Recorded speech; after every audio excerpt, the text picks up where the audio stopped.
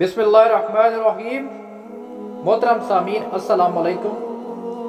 حضرت علی ابن طالب رضی اللہ عنہ سے روایت ہے کہ محمد رسول اللہ صلی اللہ علیہ وسلم نہ تو لمبے قد کے تھے اور نہ ہی بہت چھوٹے قد کے تھے۔ آپ صلی اللہ علیہ وسلم کا سر مبارک بڑا داڑھی گھنی تھی۔ آپ کے دونوں ہتھیلیوں اور پاؤں پر زیادہ گوشت والے تھے۔ امام ترمذی جابر بن سمرہ رضی اللہ تعالیٰ روایت کرتے ہیں کہ جب میں نبی صلی اللہ علیہ وسلم کو دیکھتا تو دل میں کہتا کہ آپ صلی اللہ علیہ وسلم نے سرما لگا رکھا ہے، حالانکہ ایسا نہیں تھا۔ ترمذی۔ علی ابن طالب رضی اللہ عنہ سے روایت ہے محمد رسول اللہ صلی اللہ علیہ وسلم کا رنگ سرخ اور سفید تھا۔ آپ کی آنکھیں سیاہ اور پلکے کے بال لمبے تھے، جوڑوں کی ہڈیاں ابری ہوئی اور مضبوط تھی، کندھے مضبوط تھے، جسم مبارک پر بال نہیں تھے، البتہ سینے سے لے کر ناف تک ایک لکیر تھی۔ آپ صلی اللہ علیہ وسلم کی دونوں ہتھیلیاں اور دونوں پاؤں پر گوشت تھے۔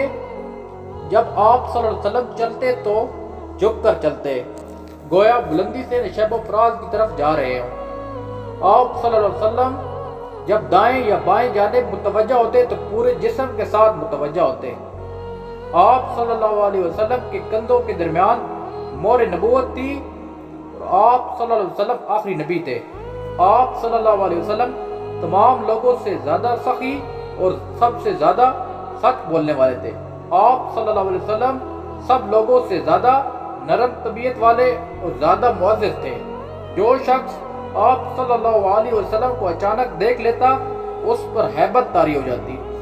جو پہچاننے والا ملتا تو وہ آپ صلی اللہ علیہ وسلم سے شدید محبت کرتا۔ میں نے آپ صلی اللہ علیہ وسلم سے جیسا کوئی شخص نہ دیکھا، آپ صلی اللہ علیہ وسلم سے پہلے اور نہ اس کے بعد۔ امام ترمذی۔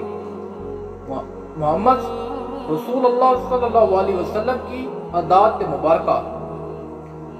ام المومنین عائشہ صدیقہ رضی اللہ عنہا سے روایت کرتی ہیں کہ رسول اللہ صلی اللہ علیہ وسلم اپنے جوتا خود ہی گانتھ لیتے، اپنا کپڑے خود ہی سی لیتے تھے۔ آپ اپنے گھر کے کام اس طرح کرتے جیسا کہ تم میں سے کوئی اپنے گھر میں کام کرتا ہے۔ آپ صلی اللہ علیہ وسلم انسانوں میں سے ایک انسان تھے۔ آپ صلی اللہ علیہ وسلم اپنی بکریوں کا دودھ خود دوتے اور اپنی خدمات خود ہی کر لیتے تھے۔ امام ترمذی۔ ام المومنین حضرت عائشہ صدیقہ رضی اللہ عنہا سے روایت کرتی ہیں کہ میں نے رسول اللہ صلی اللہ علیہ وسلم کو کبھی اس طرح کھلکھلا کر ہنستے ہوئے نہیں دیکھا کہ آپ صلی اللہ علیہ وسلم کے حلق کا آخری حصہ نظر آئے۔ آپ صلی اللہ علیہ وسلم تو صرف مسکراتے تھے۔ امام بخاری، امام مسلم۔ ام المومنین عائشہ صدیقہ رضی اللہ عنہا روایت کرتی ہیں کہ رسول اللہ صلی اللہ علیہ وسلم تسلسل کے ساتھ باتیں نہیں کرتے تھے جیسا کہ تم لوگ لگاتار کرتے ہو۔ آپ صلی اللہ علیہ وسلم اس طرح باتیں کرتے کہ اگر کوئی گننے والا الفاظ گننا چاہتا تو گن سکتا۔ امام بخاری، امام مسلم۔ جابر رضی اللہ عنہ سے روایت ہے کہ محمد رسول اللہ صلی اللہ علیہ وسلم گفتگو میں وضاحت اور ایستگی ہوتی تھی۔